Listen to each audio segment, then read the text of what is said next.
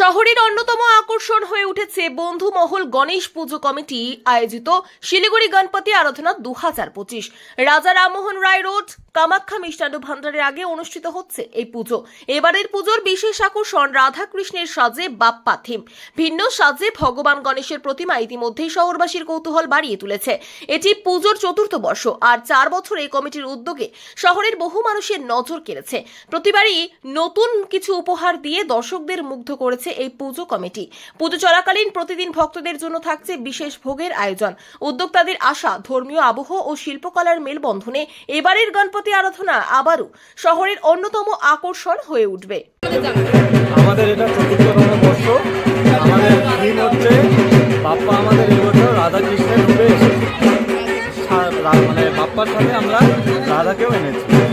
আচ্ছা, আর প্রত্যেক এবছর আয়োজন বলতে আমরা প্রত্যেক বছরই পুজোর 4টা দিনই আমরা প্রসাদ বিতরণ করি, সেটা থাকছেই আমাদের সাথে।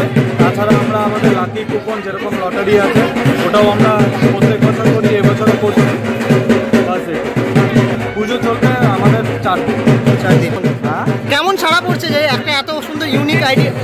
সাড়া পড়ছে কি, সবে তো আজকে এখনো আমাদের পুরোটা কমপ্লিট হয়নি, কিন্তু যা মনে হচ্ছে যে হ্যাঁ সবাই দেখতে আসছে, সবাই জানছে যে হ্যাঁ এখানে পুজো হয়, এটা আমাদের খুব ভালো লাগে।